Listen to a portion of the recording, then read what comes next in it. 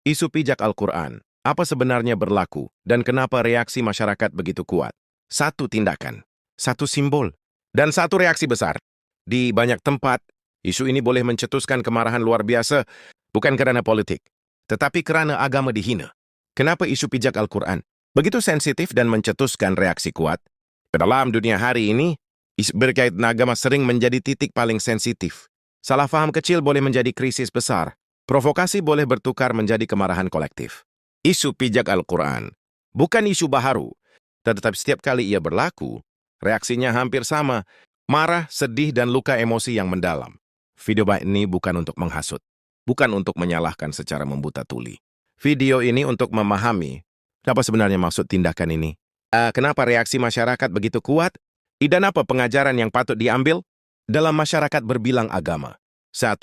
Al-Quran bukan sekadar buku. Bagi umat Islam, Al-Quran bukan teks biasa. Ia dianggap kalam Tuhan, sumber hukum, panduan hidup, dan simbol paling suci dalam Islam. Sebab itu, cara melayan Al-Quran bukan soal kebebasan ekspresi, tetapi soal kehormatan agama. 2. Kenapa tindakan pijak dianggap penghinaan? Dalam budaya Islam, Al-Quran diletakkan di tempat tinggi, dipegang dengan adab, disentuh dengan penuh hormat. Perbuatan memijak bukan dianggap kesilapan kecil, tetapi simbol penghinaan yang jelas.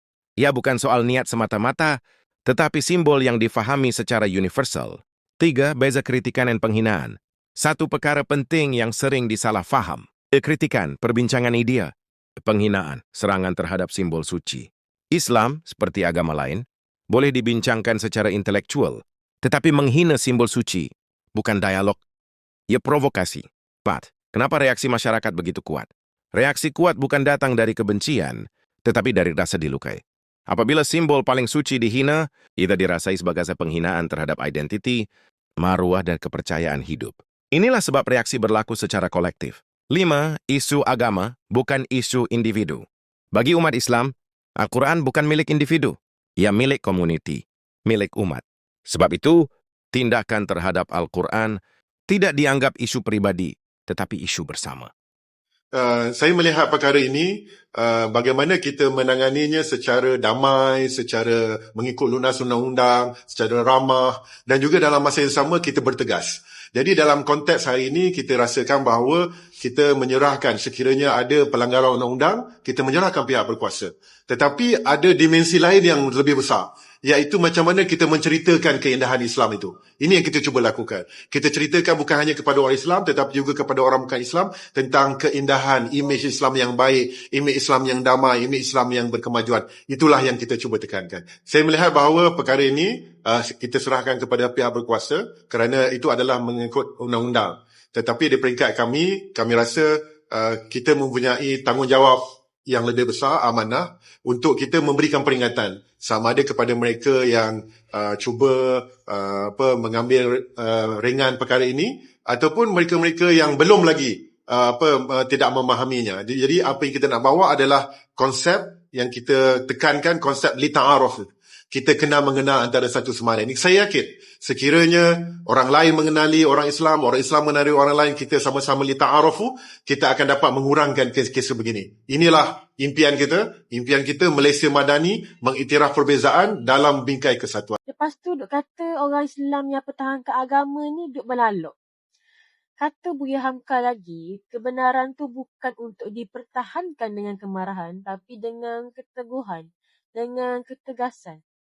Kita nak bertegas dalam sesuatu benda. Bukannya orang kata nak melalok saja. Hasbunallah wa ni'mal wakil. Keenam, media sosial membesarkan emosi. Rakaman pendek, konteks terpotong, ayat tanpa penjelasan. Media sosial mempercepat kemarahan tanpa ruang memahami keseluruhan cerita. Apa yang sepatutnya dibincang dengan tenang menjadi perdebatan panas dalam masa singkat. 7. Kenapa isu ini berbahaya jika tidak dikawal? Isu agama mudah dimanipulasi jika tidak ditangani secara matang. Ia boleh mencetus kebencian, memecahkan keharmonian, dan mencederakan hubungan antara agama. Sebab itu, tindakan dan reaksi perlu dikawal dengan kebijaksanaan. 8. Pendekatan Islam dalam menangani penghinaan. Islam sendiri mengajar kesabaran, kebijaksanaan, dan keadilan. Marah itu fitrah, tetapi tindak balas. Perlu berlandaskan akal dan adab.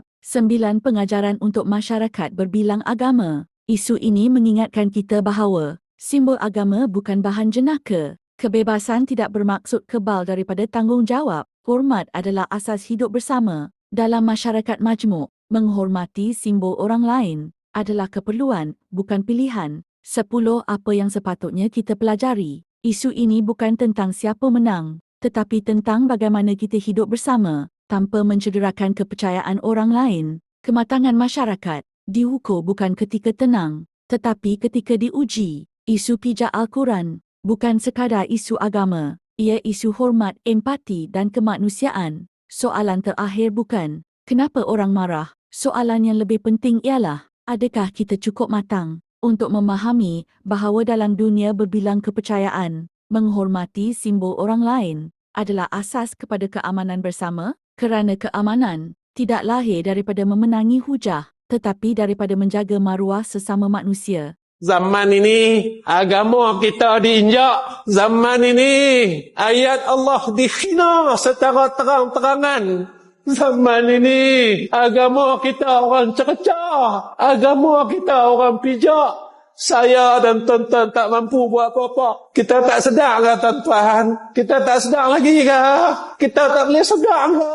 Sampai bila kita nak sedar diri? Zaman alam ini koi lama koi rosak. Besok kalau Allah tanya kita nak buat apa? Kalau Allah tanya saya, Allah tanya tuan-tuan, saya ada jawapan apa? Dan tuan-tuan ada jawapan apa? Tuan-tuan, kita akan gali salah orang tu, salah orang ni, salah orang tu. Dan sampai satu masa akan ada zaman pendakwahan dan semua orang kena dakwah. Saya kena dakwah dan tuan-tuan juga kena dakwah. Tak adakah dalam hati kita berasa takut kepada Allah Subhanahu wa taala?